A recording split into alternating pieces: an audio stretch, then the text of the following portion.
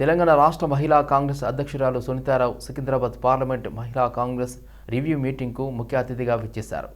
కార్యక్రమానికి జిల్లా అధ్యక్షురాలు పుస్తకాల కవిత ఉషశ్రీ అధ్యక్షతన మీటింగ్ జరిగింది. రాబోయే పార్లమెంటు ఎలక్షన్స్ కాబట్టి మల్కాజ్గిరి పార్లమెంటు పరిధిలో ఉన్న జిల్లా కమిటీ మెంబర్లకు, బ్లాక్ అధ్యక్షులతో, డివిజన్ అధ్యక్షులతో, వార్డు అధ్యక్షులతో, వారి యొక్క కమిటీ మెంబర్లతో కమిటీలు ఎంతవరకు పూర్తి చేసినారు అని ప్రశ్నించారు. కమిటీలు పూర్తి చేయని అధ్యక్షులను మొత్తం మందలిస్తూ కమిటీలను మొత్తం పూర్తి చేయాలని కాంగ్రెస్ పార్టీ మహిళలకు 6 గ్యారంటీలతో పాటు మహిళలకు పెద్దపీట వేస్తుందని సునీతారావు గారు అన్నారు. ఎలక్షన్లకు నోటిఫికేషన్ త్వరలోనే వస్తుంది. రాబోయే పార్లమెంట్ ఎలక్షన్లలో మన కాంగ్రెస్ అభ్యర్థులను గెలిపించుకునే విధంగా మహిళా కాంగ్రెస్ ముందు వరుసలో ఉండాలని మహిళలకు సునీతారావు గారు దిశానిర్దేశం చేయడం జరిగింది.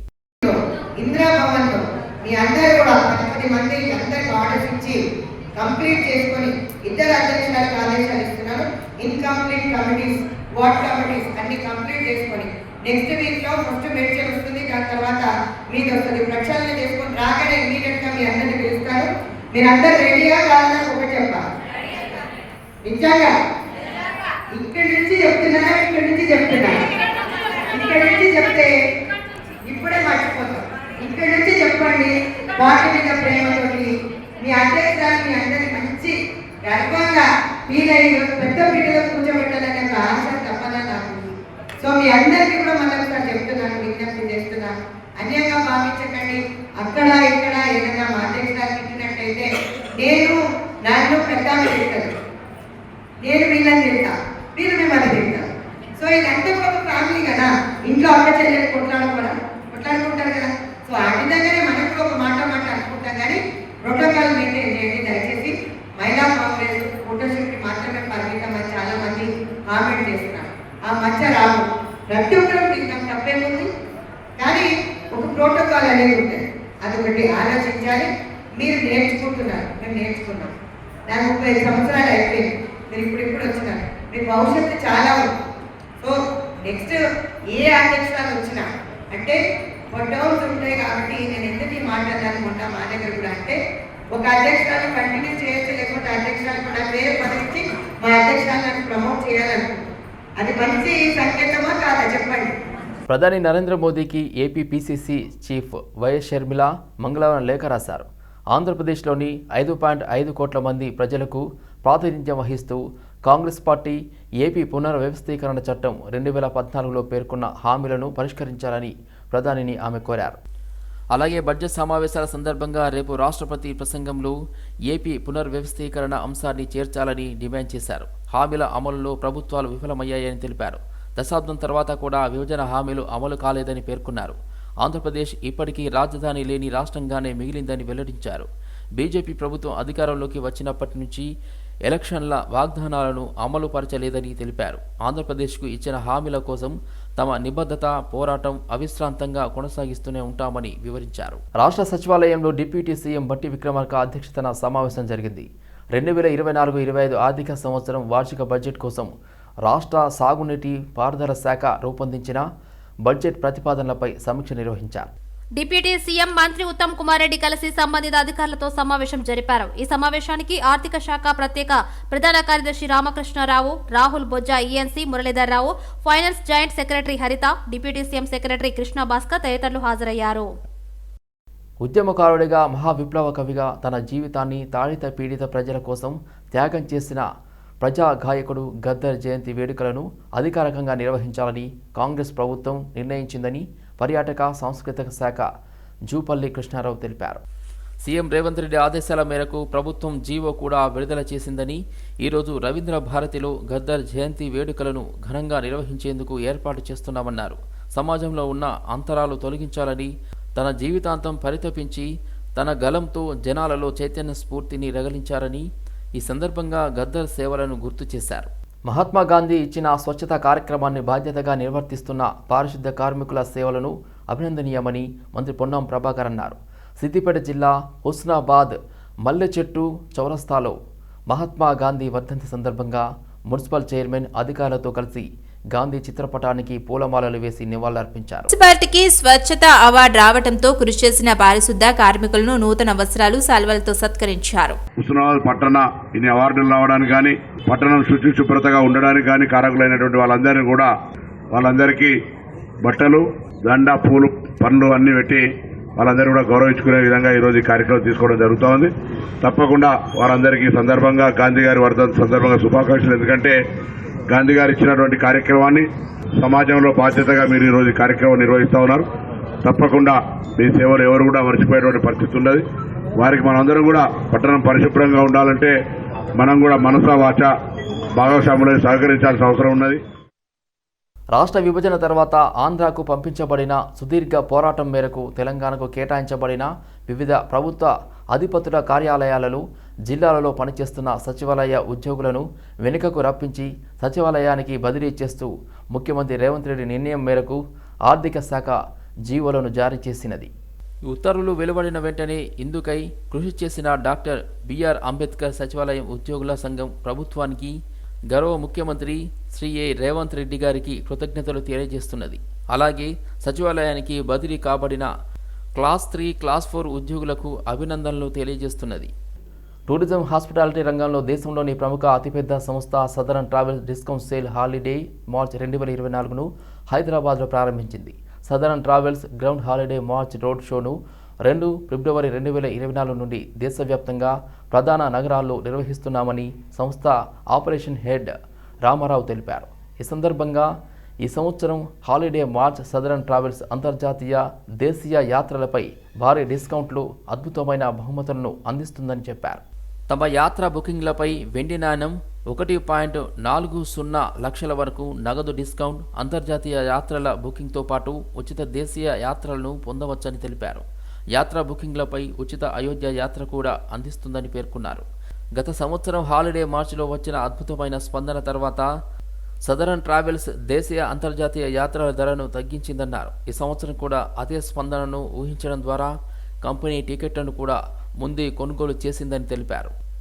Holiday march lucky draw bonanza, Southern మహా ధమాకా లక్కీ డ్రా కూడా ఉంటుందన్నారు. ఈ సంవత్సరం సదరన్ ట్రావెల్స్ 2 లక్కీ డ్రాలను ప్రారంభించిందన్నారు. Holiday march lucky draw bonanza, Southern మహా ధమాకా హాలిడే మార్చ్ లక్కీ డ్రా బొనాంజాలో అయోధ్య యాత్రను విమాన టికెట్తో బంగారు నాణాలు, ల్యాప్టాప్లు, ఎల్ఈడి టీవీలు, స్మార్ట్ ఫోన్, స్మార్ట్ వాచీలు ఉచితంగా గెలుచుకునే అవకాశాన్ని అందిస్తుందని రామారావు పేర్కొన్నారు. సదరన్ మహా ధమాకా లక్కీ డ్రాలో 2024-25 ఆర్థిక సంవత్సరం చివరి నాటికి కియా కారు, బైక్, బంగారు నాణాలు, సింగపూర్ అంతర్జాతీయ యాత్ర, ఐఫోన్, ల్యాప్టాప్, ట్యాబ్లు, స్మార్ట్ వాచీలు మరెన్నో 25కు పైగా మెగా బహుమతులను గెలుచుకునే అవకాశాన్ని అందిస్తుందని వారు తెలియజేశారు.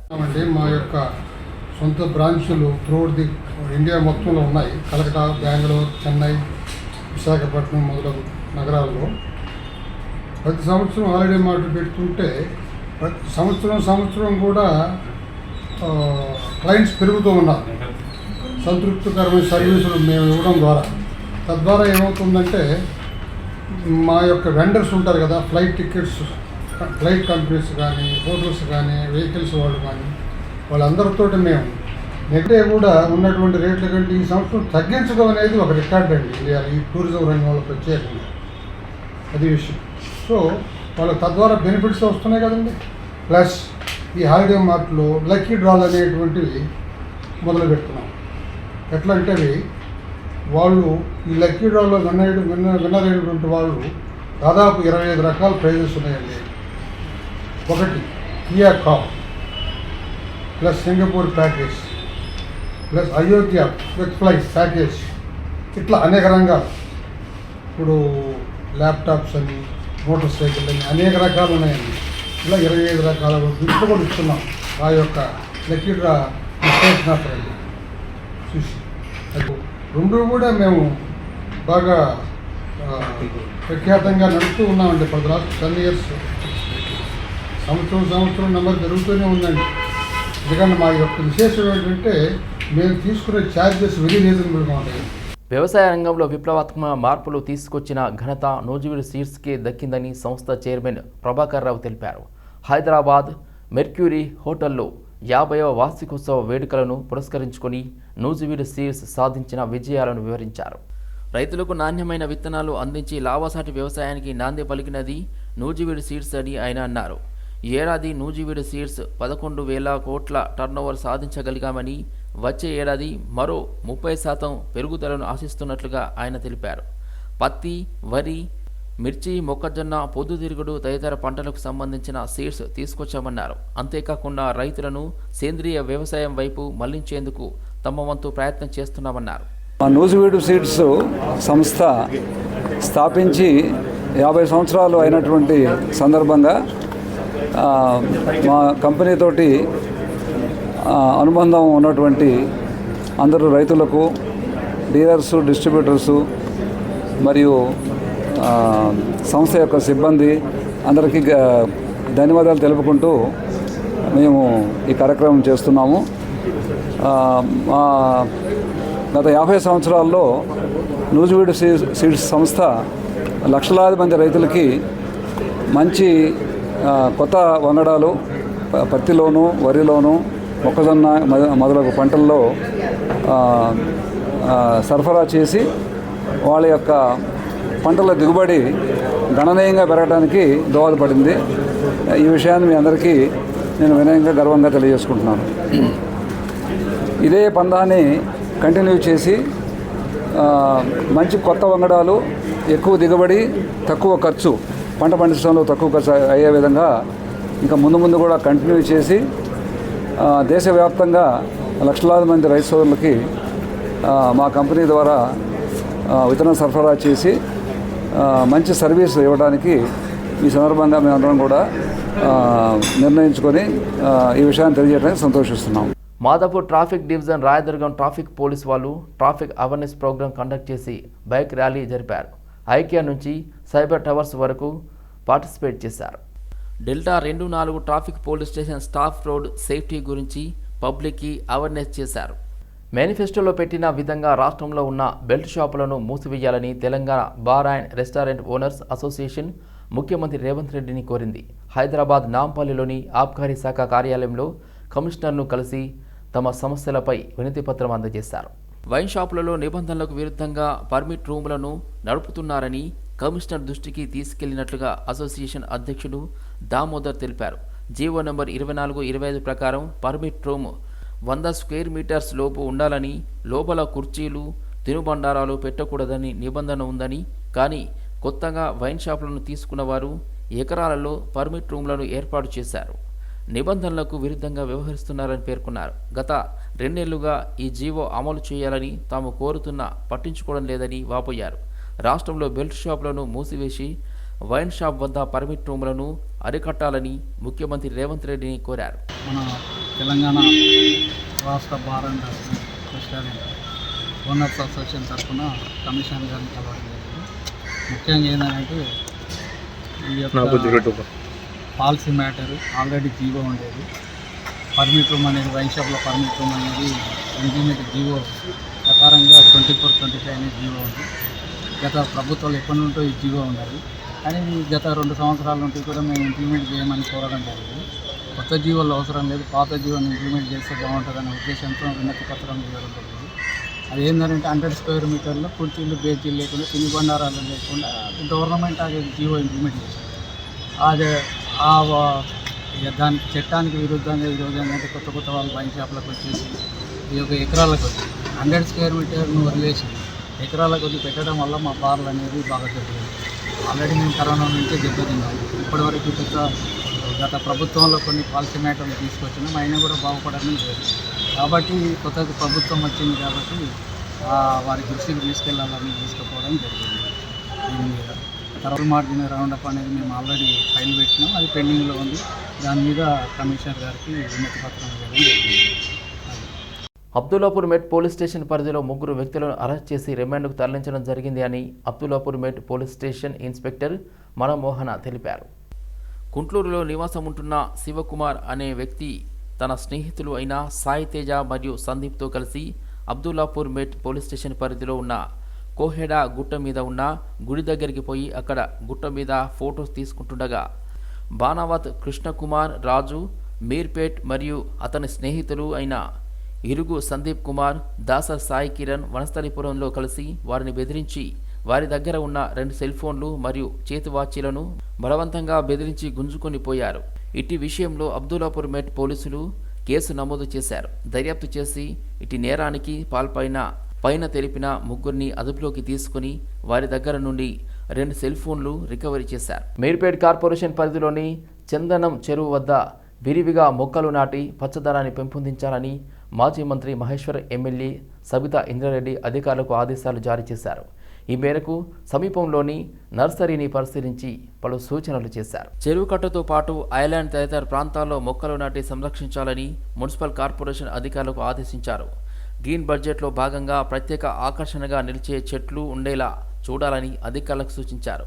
ఎమ్మెల్యే సబితా ఇంద్రారెడ్డి వెంట mayor Durga Deeplal Chauhan, deputy mayor Teegala Vikram Reddy, party అధ్యక్షులు కామేష్ రెడ్డి, మాజీ అధ్యక్షురాలు లావణ్య, కార్పొరేటర్లు, కోఆప్షన్ సభ్యులు, బీఆర్ఎస్ నాయకులు పాల్గొన్నారు. రోడ్డు భద్రతా వారోత్సవాల సందర్భంగా సంతోష్ నగర్ ట్రాఫిక్ పోలీసులు ఐఎస్ సదన్ చౌరస్తాలో హెల్మెట్ లేకుండా రోడ్లపై ప్రయాణించే ద్విచక్ర వాహనదారులను నిలిపి కౌన్సిలింగ్ ఇచ్చి హెల్మెట్లను ఉచితంగా పంపిణీ చేశారు. హెల్మెట్ లేకుండా ద్విచక్ర వాహనం నడపబోమని వారి నుండి విజ్ఞప్తి తీసుకున్నారు. రోడ్డు భద్రతను పెంపొందించేందుకు ఇలాంటి డ్రైవ్ను కొనసాగిస్తామని సంతోష్ నగర్ ట్రాఫిక్ ఇన్స్పెక్టర్ నరసింహ నాయక్ తెలిపారు. హైదరాబాద్ పాత బస్తీ మాదన్నపేట పోలీస్ స్టేషన్ పరిధిలో విద్యుత్ బకాయిలు వసూలు చేస్తున్న విద్యుత్ ఉద్యోగి రజనీష్ బాబుపై కూర్మగూడ కార్పొరేటర్ మహాపారా సోదరుడు షర్ఫత్ ఓ అడ్వకేట్తో మరో 4 దాడి చేశారు. కూర్మగూడ కార్పొరేటర్ మహాపారా ఇంటిపై దాదాపు 1 సంవత్సరం ఇంటి బకాయి ఉండటంతో విద్యుత్ బిల్ కలెక్టర్ రజనీష్ బాబు వెళ్లడం జరిగింది. దీంతో కార్పొరేటర్ సోదరుడు షర్ఫత్ అలీ ఓ అడ్వకేట్ మరో 4 దాడి చేశారు. పాత బస్తీకి చెందిన షర్ఫత్ అలీ, అక్రమ్ ఆలీలు దాడి చేశారు. బాధితుడికి తీవ్ర గాయాలు కావడంతో హాస్పిటల్కు తరలించారు. టీఎస్ యూఈఈయు సిఐటియు యూనియన్ సభ్యులు పోలీస్ స్టేషన్కు చేరుకొని ఫిర్యాదు చేశారు. ఈ సందర్భంగా ఆస్మాన్ ఘడ్ డివిజన్ ప్రధాన కార్యదర్శి సురేష్ మాట్లాడారు. విద్యుత్ కార్మికులపై ఇలాంటి దాడులు జరగకుండా యాజమాన్యం ప్రభుత్వం కఠినంగా చర్యలు తీసుకోవాలని, పాత బస్తీలో విద్యుత్ కార్మికులు విధులు నిర్వహించాలంటే భయభ్రాంతులకు గురవుతున్నారు అంటూ వాపోయారు. నిందితులను వెంటనే అరెస్ట్ చేసి జైలుకు తరలించాలని డిమాండ్ చేశారు. బుధవారం ఆస్మాన్ ఘాట్ డివిజన్ కార్యాలయం వద్ద నిరసన చేపడుతున్నట్లుగా తెలిపారు. ఆస్మాన్ ఘాట్ డివిజన్ మాదన్నపేట సెక్షన్లో విద్యుత్ ఉద్యోగి ఆర్టిజన్ కార్మికుడు Ramesh Babu SRT colony యాకత్పురలో bill వసూలకు వెళ్తే అతన్ని ఈరోజు అక్కడున్న కస్టమర్ ఏదో బిల్లు వసూలకు వెళ్ళినప్పుడు 2 సంవత్సరాల నుంచి బిల్లు కూడా కడతలేడు ఆ కన్జ్యూమరు. అతనికి ఇంటిమేషన్ ఇవ్వడం కూడా జరిగింది. పొద్దున వెళ్తే మీ ఏగాతో మాట్లాడి కట్టేస్తామని చెప్పి పంపించడం జరిగింది. సరే అని కూడా అక్కడి నుంచి మన ఉద్యోగి రావడం జరిగింది. మళ్ళీ 3 గంటల ప్రాంతంలో అక్కడికి మన రజనీష్ని పిలిపించి ఎందుకు వచ్చావు ఏందని మాట్లాడి ఇమ్మీడియట్గా అక్కడ ఉన్న 4 వ్యక్తులు రజనీష్ పై దాడి చేయడం జరిగింది.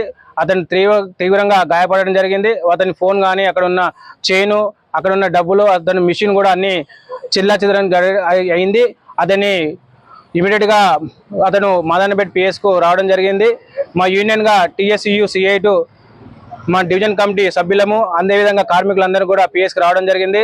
అదేవిధంగా ఇక్కడ ఉన్న మా అధికారులు ఏడీ, డిఈ, ఎస్సీ గారు కూడా, ఏపీటీఎస్ అధికారులు కూడా ఇక్కడ రావడం జరిగింది. రామచంద్రపురం పోలీసు వారు బిహెచ్ఈఎల్ సర్కిల్లో వాహనాలు తనిఖీ చేస్తుండగా ఒక వ్యక్తి లగేజ్ బ్యాగ్ పట్టుకొని అనుమానాస్పదంగా తిరుగుతుండగా రామచంద్రపురం పోలీసులు అతన్ని పట్టుకొని అతని వద్ద ఉన్న లగేజ్ బ్యాగ్ను చెక్ చేశారు. అందులో 12 కిలోల గాంజా దొరికింది. అటు వ్యక్తిని విచారించగా అతని పేరు అజయ్ అని, అతను ఆంధ్రప్రదేశ్లోని కాకినాడకు వెళ్లి 1 కిలో 2,500 రూపాయల చొప్పున 12 కిలోల గాంజా తీసుకుని దానిని లగేజ్ బ్యాగులో తీసుకుని కాకినాడ నుంచి లింగంపల్లి బస్సులో వచ్చి బస్సు దిగి కర్ణాటక వెళ్లటానికి లింగంపల్లి బస్ స్టాప్ వద్ద ఉండగా రామచంద్రపురం పోలీసులు అతన్ని పట్టుకున్నారు అని తెలిపారు. ఈ వ్యక్తి ఇట్టి గాంజాను కర్ణాటకలో అధిక ధరలకు అమ్మేవాడు. నిందితుడు అజయ్ నుండి 12 కిలోల గాంజా మరియు సెల్ ఫోన్ స్వాధీనం చేసుకుని నిందితుడిని అరెస్ట్ చేసి రిమాండ్కు పంపడం జరిగింది. పటాన్చెరు పరిధి రామేశ్వరం బండాలో రియల్టర్ చెన్నకేశవరెడ్డి ఆత్మహత్య చేసుకున్నారు. రియల్ ఎస్టేట్ వ్యాపారం కోసం చెన్నకేశవులు అప్పులు చేశారు. అయితే అప్పులు తీర్చలేక తన పొలంలోనే మంగళవారం పురుగుల మందు తాగి ఆత్మహత్యకు పాల్పడ్డాడు. ఘటనా స్థలానికి చేరుకున్న పోలీసులు మృతదేహాన్ని పరిశీలించి కేసు నమోదు చేసుకుని దర్యాప్తు చేస్తున్నారు.